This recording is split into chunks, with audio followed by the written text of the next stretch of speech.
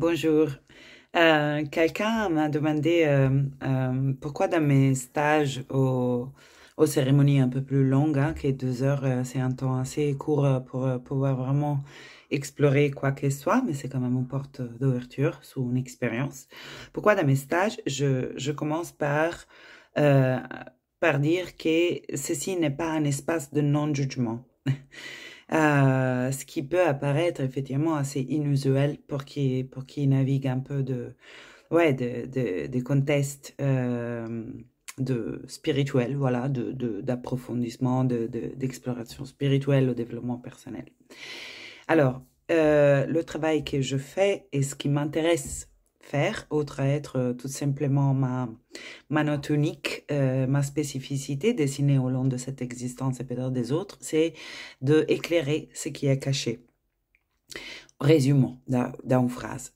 Or, pour moi, ça a tout vraiment toute sa place dans le chemin de connaissance de soi. C'est-à-dire que je crois qu'en fait consiste un peu en ça.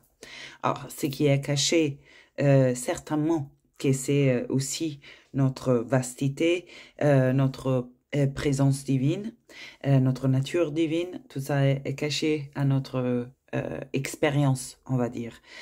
Sauf, non, des moments de grâce où ça s'ouvre, que je crois qu'à peu près tout le monde a vécu, ce qui m'écoute au moins. Mais pour la plupart, effectivement, ce n'est pas une expérience. Ça peut être par contre un concept qui nous accompagne, mais c'est bien différent d'être une expérience. Autre à ça, c'est qui est caché et qui est ma peculiarité, avoir une facilité pour mettre en lumière, c'est notre inconscient. Donc, ce sont euh, les mécanismes qui se sont mis en place au long de notre cheminement et qui restreint l'expression naturelle, originelle, presque j'ai envie de dire, au spontané de la vie à travers nous. Donc, pourquoi je crois que ce soit fondamental? Parce que si on a envie de rejoindre un endroit de permission vers soi plus vaste ou de possibilité de connexion à un autre, plus intime, plus profonde, plus signifiante, ou que sais-je, si on a le désir, l'élan de exprimer plus aisément nos dons, nos talents. Moi, je crois que quoi que soit en fait le désir qui s'exprime naturellement à l'intérieur de nous, rencontre après les résistances qui se sont forgées au long du chemin et qui attendent d'être mises en lumière pour pouvoir récupérer un pouvoir de choix au-dessus. Donc en fait, ce qu'on ne voit pas, donc ce qui est caché, se joue de nous, mène la danse invisiblement. Donc forge par exemple à notre insu une perception du réel qui est filtrée, alors que peut-être nous avons la sensation de voir le réel tel qu'il est, et au lieu de être conscient que nous avons un angle d'observation spécifique à nous et que nous le subissons en quelque part au quotidien, que c'est pas forcément la perspective qu'on choisirait consciemment d'avoir, mais c'est une perspective qui s'est engrenée en nous à un moment de notre histoire et qui teinte d'une couleur spécifique notre expérience de vie. Donc, si on sent la limite de cette réconfirmation d'expérience en boucle, alors on a besoin d'aller à mettre en lumière ce qui n'est pas vu. Ce qui n'est pas vu, notre système de croyance, notre perception du réel, en quoi elle consiste, quel est le regard que je pose sur le monde. Et cela nous demande aussi de faire une distinction entre le monde et notre regard sur le monde. Très souvent, quand on est dans l'inconscience de nos schémas, nous faisons des deux un amalgame. C'est-à-dire, je suis convaincue d'observer quelque chose qui est objectivement et universellement comme ça, alors qu'en fait, mon expérience du réel est tentée par ma façon de l'observer. Et donc, je fais l'expérience du réel selon le regard que je porte sur le réel. Et si cette expérience est agréable et je veux la continuer, tant mieux. Si j'ai envie d'élargir le spectrum de mon expérience de la réalité, alors j'ai besoin de prendre la responsabilité du filtre que je pose sur le réel. Et cette responsabilité nous redonne aussi la liberté par rapport à cette filtre. Donc, si ça pique d'un côté de sortir de l'état de victime, d'un état de choses malchanceuses qui se reproduisent comme expérience, de l'autre côté, cette piqûre nous redonne aussi notre pouvoir. Si j'assume la responsabilité, je suis à la fois à l'origine de ce qui est en tant que mon expérience, mais je suis aussi à l'origine d'un changement possible. Et donc, je suis partie dans le fait de... j'introduis mes cercles en disant ceci n'est pas un espace de non-jugement. Dans les cercles spirituels, je fais un raccourci quand je dis cercle spirituel, hein, mais voilà, pour s'entendre. Souvent, il y a une attente de bienvoyance préalable à l'expérience, sorte de ce qui était les commandements dans l'église que je connaissais bien, parce que je viens de Rome. Les commandements religieux, bah, ça devient après, sont traduits dans la spiritualité en autre terme. Et un est le non-jugement. Moi, je crois qu'on a vraiment tout intérêt à devenir consciente de nos jugements. Aussi à les permettre, j'ai envie de dire, donc à sortir un peu d'une démonisation de ça. Parce que nos jugements, pour moi, sont des portes de prise de conscience exactement de cet regard que je porte vis-à-vis de moi-même et du monde. C'est-à-dire, le jugement est une formulation de, j'utilise un mot un peu fort, condamne, invalidation, d'une certaine expression de la vie, ou de l'autre, ou de soi. Et je crois qu'en fait, jusqu'à qu'on est dans l'invalidation, on se prive aussi de cette possibilité de choix dont on parlait auparavant. Donc pour moi, les moments par exemple des stages sont des moments où nos jugements ont plus d'espace pour être vus que dans la vie quotidienne. Parce qu'on a un espace-temps dédié au regard envers soi, tourné envers soi, à l'intérieur de soi. Donc je trouve que ça serait vraiment dommage de passer à côté de ces moments et donc des prises de conscience qui peuvent en découler.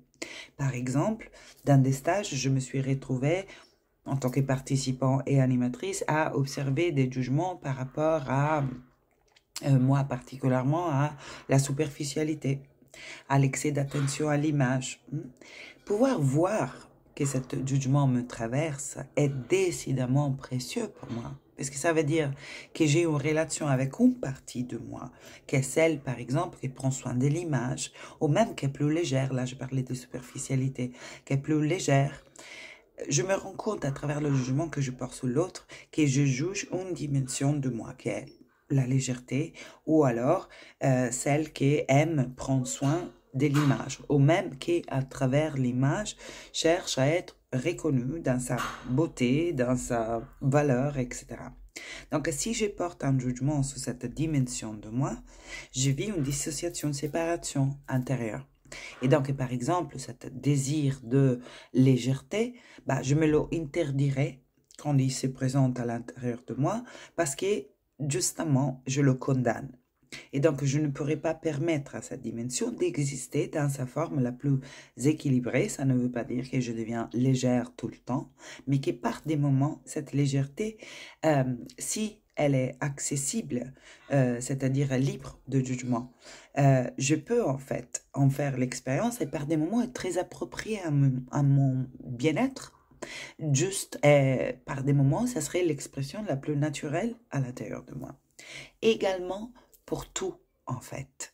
Parce que ce n'est pas autant comment dire, le trait de personnalité qu'on a supprimé, mais dans quelle mesure cette injonction à que ça ne doit pas exister crée en fait une répression à l'intérieur et une hypercompensation d'une autre partie de moi qui n'est la contrepartie. Dans l'exemple de la superficialité pour ce qui me concerne, donc puisque je la juge mal, négative, chacun pour son histoire, frivole, oui, le fait d'être frivole ou légère ou superficielle, puisque ça c'est interdit à l'intérieur de moi, alors je hyper compense avec une profondeur tout le temps ou une quête de signifiance tout le temps, que ça devient, je travaille tout le temps. Ou alors, je perds la dimension du jeu, de la légèreté dans mon existence. Et ça vaut pour toute chose, en fait, et la dose. Et pouvoir utiliser nos jugements pour voir quelle partie de moi je ne permets pas d'exister. Et est-ce que je ne pourrais pas réouvrir un espace de permission si que quand cette énergie, cette choix est approprié et est naturel à l'intérieur de moi, bah, qu'elle puisse avoir sa place pour créer cette harmonie des couleurs dont nous sommes composés dans nos vies. Donc, l'espace des cercles, c'est un espace pour moi pour devenir conscient de nos jugements. Et donc, il faut, comment dire, l'invitation est de les laisser émerger sans juger et sans y mettre cette injonction de bienvoyance au-dessus, qui en fait, ça devient un couvercle et qui maintient exactement le même état des choses en place en plus, mais de façon pas vue, submergée. Donc, est un espace pour devenir conscient de nos jugements, nos inévitables et constants jugements. Donc, un espace qui crée silence assez pour pouvoir les voir et s'en approprier. Autre chose est de les agir. Et ça fait toute la différence du monde. Pour moi, ça fait la différence entre ce que je pourrais dire le masculin blessé ou obscurci, donc une expression qui condamne, qui critique, qui rejette, et une expression, donc l'énergie du masculin s'exprime, et l'expression, entre autres, et un masculin aligné, qui donc il peut choisir entre condamne et discernement. Et donc, c'est là pour dire que quand je suis traversée d'un jugement, j'ai pas besoin de l'exprimer dans la forme d'un attaque à un autre ou un jugement direct à l'autre. Je peux en être consciente, choisir quoi en faire, le masculin aligné. Donc j'en prends responsabilité. Choisir quoi en faire, pour moi, ça veut dire aller voir quel est le lien entre cet jugement qui me semble être vers l'extérieur et un jugement qui, du coup, est à l'intérieur, vers une partie de moi que l'autre me reflète, que l'autre me montre. Et après, une fois vu qu'il existe cette zone d'interdiction intérieure, bah, je peux récupérer mon pouvoir de choisir. Est-ce que je veux la maintenir en place?